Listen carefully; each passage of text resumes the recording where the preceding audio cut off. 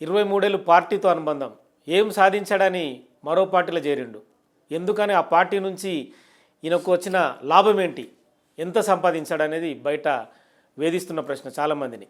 మానవతారాయ్ 23 ఏళ్ళు స్టూడెంట్ లీడర్గా, కాంగ్రెస్ లీడర్గా, ప్రభుత్వం అధికారంలోకి వచ్చిన తర్వాత పార్టీ మారిండు. అంటే నీ మీద ఆరోపణలు చాలా ఉన్నాయి. నువ్వేం సాధించావంటున్నారు, నీకు కేసీఆర్ ఎంత ఇచ్చాడు అంటున్నారు.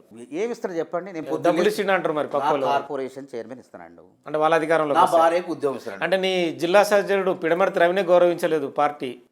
నేను పిడమర్తి రవిని గౌరవించిన, ఆయన అక్కడి నుంచి వచ్చినవాడు, ఆయన ఆ పార్టీ, నాది పుట్టి పార్టీ ఏదైనా నీకు అన్ని తెలుసు కదా. ఉస్మానియాలో కిషోరు, సుమను, రామోను అందరూ సమకాలీకులేనే. అందరు సమకాలీకులు, అదే తలుచుకున్నాం. వాళ్ళు అందులో ఉండి కూడా ఏ స్థాయిలో ఉన్నారు, ఇందులో నేనే స్థాయిలో ఉన్నా.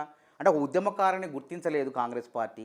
అరే నేను నమ్ముకున్న నాయకుడు నన్ను పట్టించుకోలేదు. నేను నమ్మిన నాయకుడు నావాడే అనుకున్నాడు కదా. నావాడు అనుకున్నాక నాతో మాట్లాడింది లేదు కదా. కనీసం నన్ను ఫోన్ చేసి మానవతారాయ్ వేరే వాళ్ళకైనా ఫోన్ చేసి మాట్లాడితే నేను అప్పుడు ఆ 18లో ఏ విధంగా నన్ను బుజ్జగించారో అట్లా బుజ్జగించాల్సిన అవసరం కూడా లేదు. రమ్మని మానవతారాయ్ నేనున్నా అని ఒక ధైర్యం, భరోసా కల్పిస్తే మనం ఉంటుంది. నేను 10 ఏళ్ళు కొట్లాడి నా భార్య ఉద్యోగం పోయి ఆర్థికంగా ఏం చేస్తా, రాజకీయంగా దెబ్బ కొట్టాలంటే నాకు వ్యాపారాలు లేవు. నా భార్య ఉద్యోగం అప్పటికే 5 నెలలు అయింది ఉద్యోగం తీసి, అయినా సత్తుపల్లి పోయి నేను కొట్లాడుతున్నా. నా శక్తికి మించి ఖర్చు పెట్టినాడు. ఎవడండి సత్తుపల్లి జెండా పట్టింది? మానవతారాయ్ కోపిక లేదా? పార్టీ కోసం శ్రమించిన కార్యకర్తలు ఎందరో ఉంటారు, వందలాది మంది. నేను మనిషిని, దేవుడు కాదు. అంటే 23 ఏళ్ళు మనిషిని. మానవతార రాయే కానీ పేరులో రాయన్నా నేను రాయని కాదు, మనిషిని. నేను దేవుడు కాదు. బాగా పొడిచినప్పుడు నొప్పి తగలాల మనిషికి. అబ్బా అనాలి, అమ్మా అనాల. కనీసం అమ్మ అబ్బా అనకపోతే నువ్వు మనిషి ఎట్లయితే? ఆ రోజు నువ్వే తీసుకొచ్చినావు కదన్నా, ఇది రేవంత్ రెడ్డి ఆర్ట్స్ కాలేజ్ ముందు సభకి. రేవంత్ అంటే 1000 మంది పోలీసులు ఉన్నా కూడా తీసుకొచ్చి బలగాలని, కంచెల్ని, భద్రతా వలయాలని ఛేదించి రేవంత్ రెడ్డి లీడరు, ఈ తెలంగాణ చూపించింది నువ్వే. తెలంగాణ కాబోయే ముఖ్యమంత్రి అని చెప్పిన ఆయన అర్ధరాత్రి తీసుకొచ్చి పెట్టిను. ఆయన పిసిసి ప్రెసిడెంట్ అన్నది నేనే. మొట్టమొదట ఆయన కోసం కొట్లాడినేది. దానివల్ల పార్టీలో చాలామంది శత్రువులైన తర్వాత పిసిసి అయ్యంగలోనే ఈయనే రేపటి ముఖ్యమంత్రి, ఈయనే తెలంగాణ రేపు అప్పుల్లో ఊబిలో ఉన్న తెలంగాణ అని ఎన్ని డిబేట్లు చెప్పిన చూడండి, అబద్ధాలు కాదు ఇవన్నీ. అప్పుల ఊబిలో ఉన్న తెలంగాణని గజయితగాళ్ళ లెక్క బయట తీసుకొస్తాడు, తెలంగాణ రాష్ట్రాన్ని అభివృద్ధి చేస్తాడని చెప్పిన వ్యక్తిని నేను. కానీ నేను అంత కొట్లాడిన, అందరికి శత్రువైన. 3 సార్లు షోకాజ్ నోటీసులు ఇచ్చారు నాకు, నన్ను సస్పెన్షన్ చేయాలని చూశారు రేవంత్ రెడ్డి గారి కోసం నేను కొట్లాడితే. అయినా నేను భయపడలే, చేసుకోండి అన్న. అంటే నీకు అధికారం ఉంది, రాహుల్ గాంధీ దగ్గర డైరెక్ట్ వెళ్ళే అధికారం అదే కదా. రాహుల్ గాంధీ చెప్పిన తర్వాత ఇయలేదనే బాధ, ఆవేదన. ఈ పరిస్థితుల్లో ఇట్లా నేను 3 రోజులు ఇంట్లో కూర్చుంటే కనీసం నన్ను మందలించడం లేడు. ఆ బాధతో నేను పార్టీ మారి తప్ప వాడేదో ఆశ పెట్టిండు, కొట్టిండు, తిట్టిండు.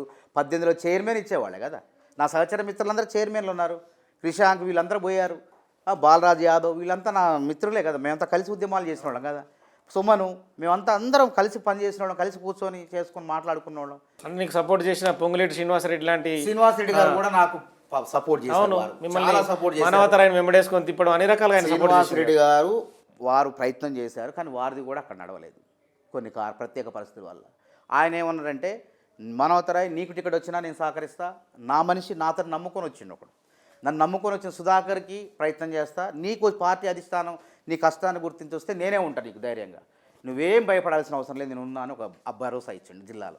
సంతోషం. ఆయన పట్ల నాకు ఎవ్వరు ఇక ఇబ్బంది. కొంతమంది అడ్డుకున్నారు, మానవతారాయ్ వస్తే పెద్దోడు టికెట్ వస్తే గెలుస్తాడు, ఏడుకోబోతాడు, ఇంకేదో. ఏం కాదు, ఏడిపోతే వాళ్ళ పెద్దోళ్ళు వాళ్ళు. నేనన్నా చాలా డిబేట్లు అన్నా, ఇదే చాలా పార్టీలు ఇంటర్నల్గా అంతర్గతంగా ఇబ్బందులు అయినప్పుడు రేవంత్ రెడ్డి గారు మేము మాట్లాడాడు, నేను ఒక మాట్లాడినా. మేం కాము అధికారం వస్తే మంత్రులు అయ్యేది మీరే, ముఖ్యమంత్రులు అయ్యేది మీరే, మాకు పదవులు వస్తాయో రావు అది కూడా అనుమానం మాకు అని కూడా ఆ రోజు ప్రత్యక్షంగా చాలా ఇంటర్వ్యూలు చెప్పి నేను.